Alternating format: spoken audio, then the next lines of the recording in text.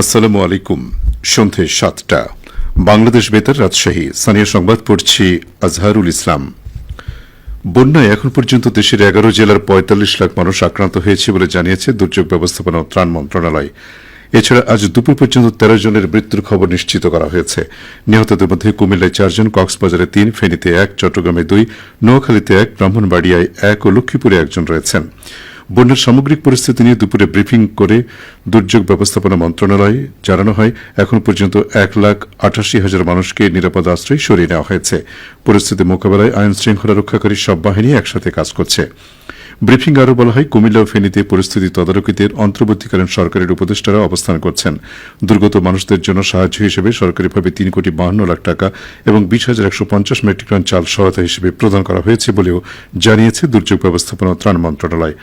এছাড়া দেশের সব জেলায় পর্যাপ্ত ত্রাণ সামগ্রী মজুদ রয়েছে বলে জানানো হয় মন্ত্রণালয়ের পক্ষ থেকে। বন্যা দুর্গত মানুষের পাশে দাঁড়ানোর জন্য প্রধান উপদেষ্টা ত্রাণ ও কল্যাণ তহবিলে অনুদান প্রদানের আহ্বান জানিয়েছে সরকার।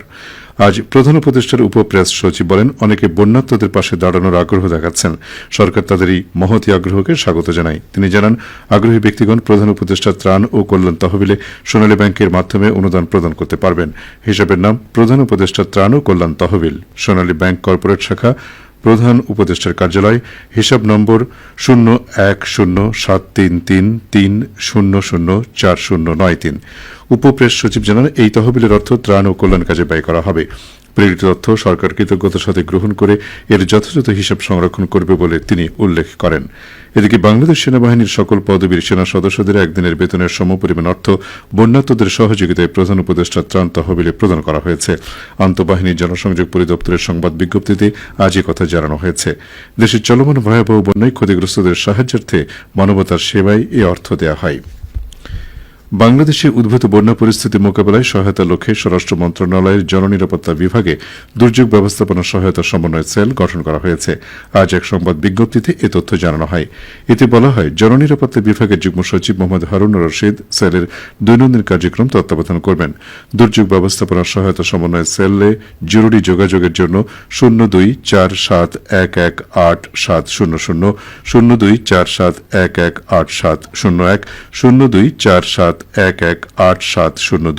0247118703, 0247118704 ও 0247118705 এবং 013177499980 ও 018201177444 নম্বরে ফোন করা যাবে।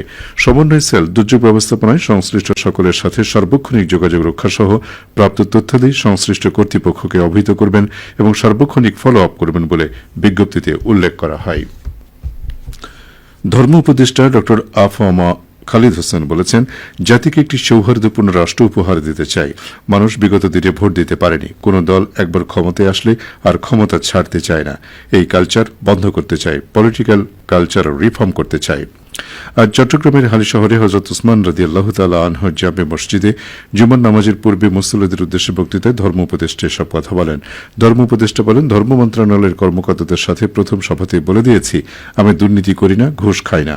আমার মন্ত্রণালয়কে আমি দুর্নীতিমুক্ত করতে চাই। এই মন্ত্রণালয়ের কেউ দুর্নীতির সাথে সম্পৃক্ত হলে তার বিরুদ্ধে কঠোর ব্যবস্থা নেওয়া হবে। অন্তর্বর্তীকালীন সরকারের প্রথম কাজ হল দেশের আইন শৃঙ্খলা পরিস্থিতির স্বাভাবিক অবস্থায় ফিরিয়ে আনা। এরপর সরকার প্রাতিষ্ঠানিক সংস্কারের কাজে হাত দেবে।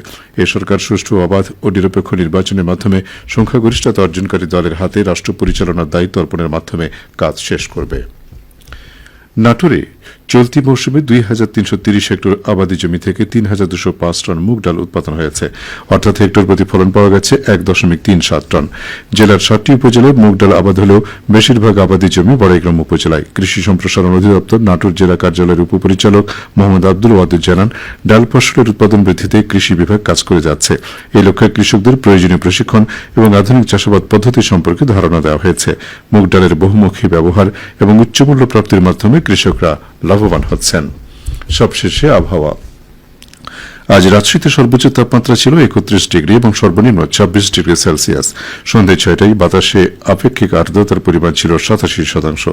রাজশাহী ও পার্শ্ববর্তী এলাকায় আগামীকাল সূর্যোদয় ভোর ৫টা ৪৩ মিনিটে।